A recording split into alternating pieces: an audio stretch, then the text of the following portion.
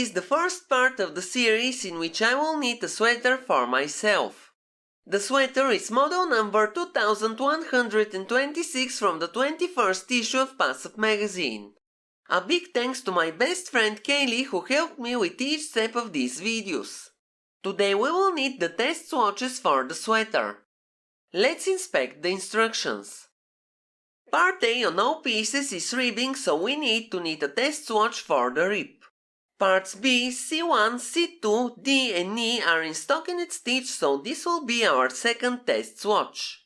The lower part of the sweater and the sleeves have to be knitted tubular, so I will double the measurements from my flat stockinette stitch test swatch. Let's start by knitting the test swatch for the ribbing. It should look like this. By the way, if the cast on of your test swatch looks wavy, you may want to watch this video before knitting the sweater. Now let's knit. First, make sure the racking handle is in its highest position. Raise 120 needles on the front bed of the machine, 60 to the left and 60 to the right side of the center. Place the edge springs on the last working needles. Now raise the opposite 120 needles on the back bed of the machine. Place the edge springs on the last working ones. Use the orange ruler and arrange the needles on both beds in a 1-to-1 division. Then move the edge springs on the last working needles.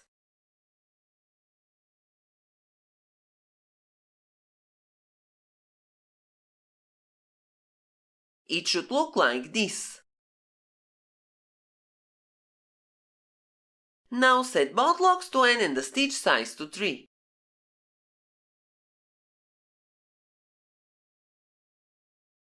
Insert the orange strippers and take the waste yarn. Now knit one row. Set both locks to CX and increase the stitch size to 4.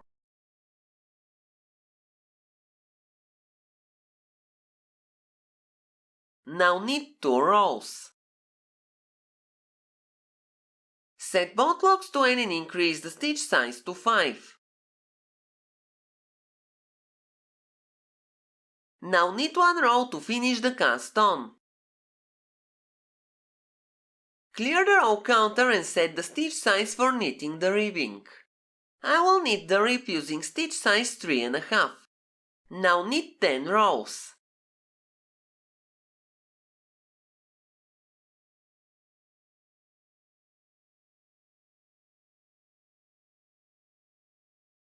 You may clear the row counter.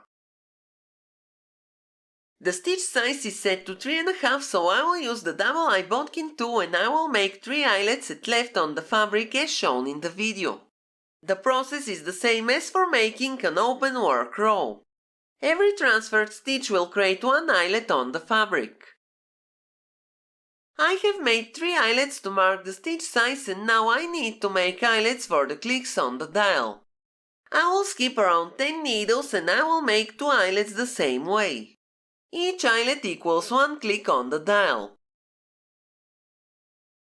Make sure to leave the empty needles in working position. Now knit 10 rows without changing the settings on the locks.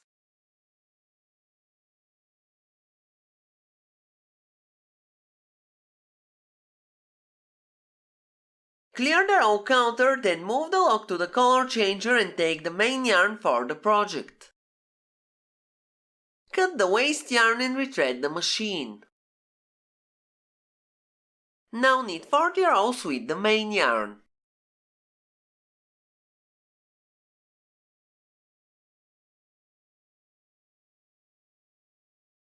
Don't reset the row counter. At the left side, slightly raise the 50th needle. Take a contrasting color yarn, lay it into the hook of that needle and manually knit off the stitch. Then use the double eye bodkin tool and hide the yarn tail between the beds of the machine. The 50th needle on the right side is empty and it's not working, so raise the 50th needle on the back bed and repeat the same steps.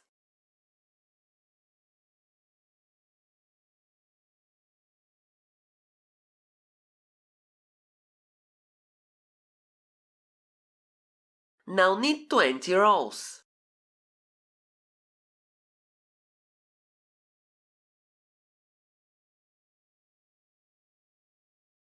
Don't reset the row counter.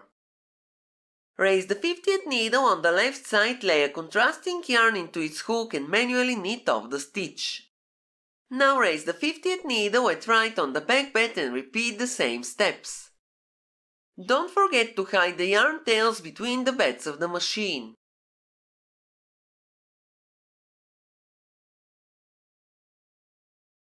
Now knit 40 rows.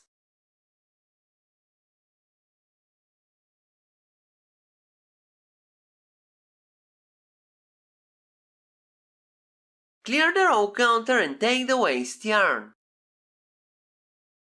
Now knit 20 rows without changing the settings on the locks.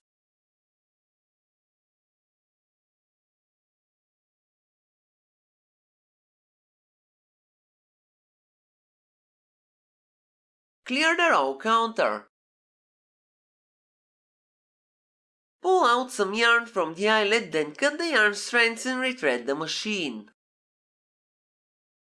Thread the yarn tail into the double-eye bodkin tool and sew off the stitches from right to left. You may make a cast off or remove the test swatch in your favorite way. The most important thing is to make sure all stitches are secured when you drop the test swatch. This is what my test swatch looks like. I sewed off the stitches, so the first thing I must do is to make sure the stitches are not gathered on that side. I will use the yellow tool to secure this yarn tail.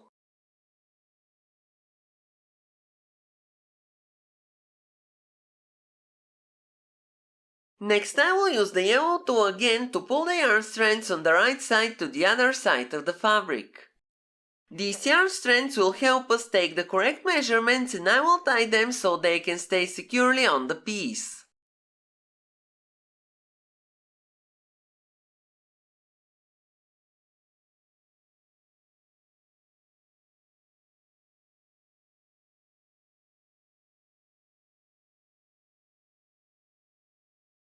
Don't make the knots too tight and too close to the fabric.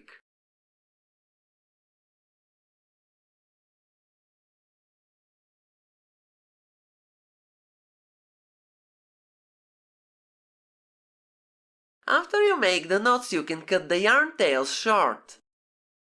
This is what my test swatch looks like. From the holes on the left, you can see that the stitch size used is 3.5. Stretch the piece lengthwise, then leave it overnight so the stitches can relax. Now let's knit the second test swatch, which will be used for knitting the garment. It should look like this. First, make sure the racking handle is in its lowest position. Now raise 120 needles on the front bed of the machine, 60 to the left and 60 to the right side of the center.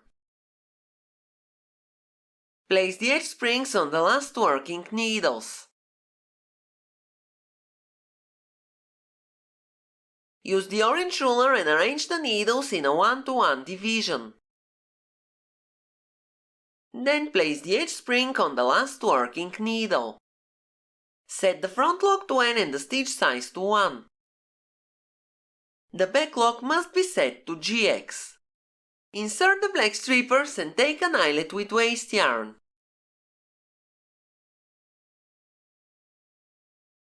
Now knit 1 row. Raise the needles back to working position and tap on them to tighten the yarn. On the front lock, increase the stitch size to 4 and knit 1 row to finish the cast on. Clear the row counter and increase the stitch size to 5. Tap on the needles to tighten the yarn and knit 10 rows.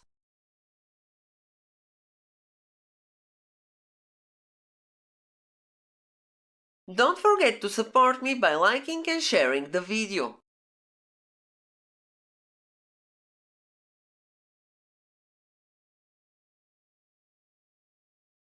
You can clear the row counter.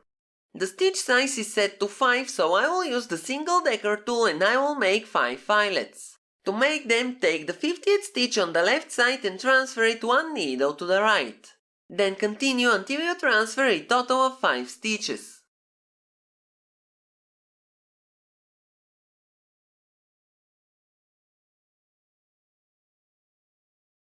It should look like this.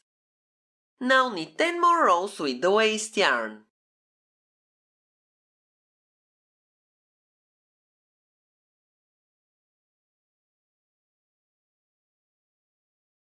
Clear the row counter, move the lock to the color changer and take the main yarn.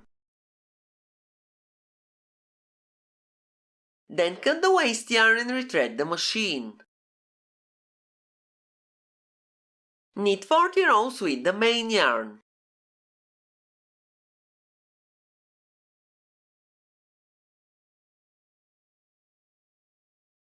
Don't reset the row counter. At the left side, slightly raise the 50th needle. Take a contrasting color yarn, lay it into the hook of that needle and manually knit off the stitch. Now do the same with the 50th needle on the right side of the machine. This will help us to accurately measure the test swatch. Now drop the front bed and put the yarn tails between the beds of the machine.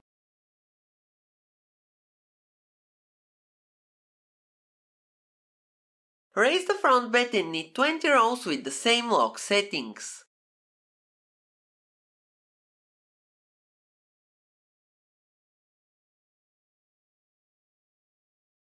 Don't reset the row counter.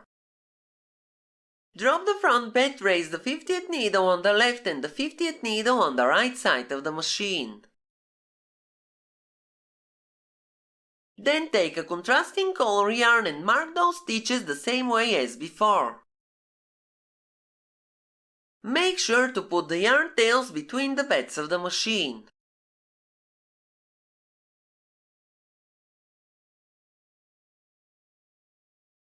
Now raise the front bed. Knit 40 rows without changing the settings on the locks.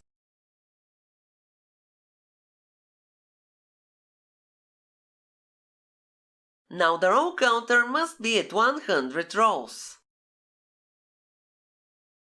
Move the lock to the color changer and take the waste yarn.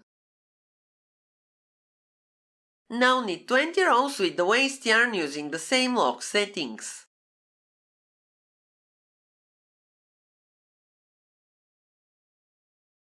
Clear the row counter. You can raise the opposite needles on the back bed and make a chain stitch cast off, sew off all of the stitches, or as in my case, you can use the trick of it device to make the cast off. After you make the cast off, you can drop your test swatch.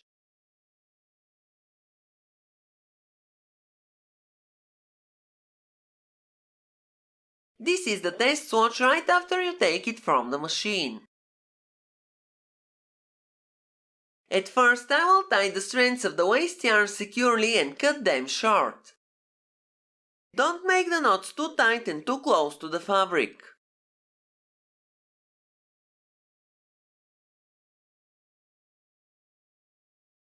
After you're done with this, you can hide the other yarn tails and cut them short. As you can see, the holes on the waste yarn indicate the stitch size, so you will never forget the stitch size you have used to knit the swatch. The stitches of the contrasting color yarn will help us to get the exact measurements of the stitch gauge. I knitted exactly 100 rows, so the row gauge will be easy to measure. Leave the test swatch to relax overnight, then treat it as you will treat the garment. Now we can put both test swatches in the washing machine. After both test swatches are dry, we can take the measurements. Lay the test swatch on the table and measure it as shown in the video. I will make several measurements, then I will take the average of them. I will do the same on measuring the rows. 100 stitches in my rib test swatch are equal to 19.5 centimeters and 100 rows are equal to 21.5 centimeters. Now I will take the measurements from the stockinette stitch test swatch exactly the same way.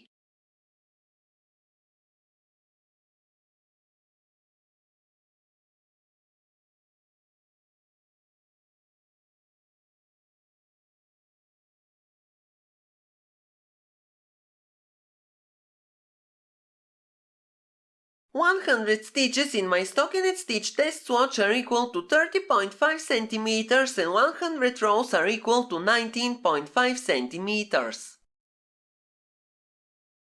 To make the calculations, we need to use the tables given in the Passap manual or the Passap ABC book.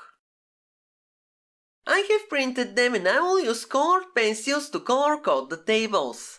This tip also comes from my best friend Kaylee. This will help us to find the right table easily. Now I will cut and laminate the tables. If you want to make the calculations in inches, you can find the tables in Mary Weaver's book. And this is what my tables look like. I printed them on both sides of the paper, so I have tables on both sides. I will show you how to use them in the next video. That's all for today. Thank you for watching. Have a nice day and see you in the next video.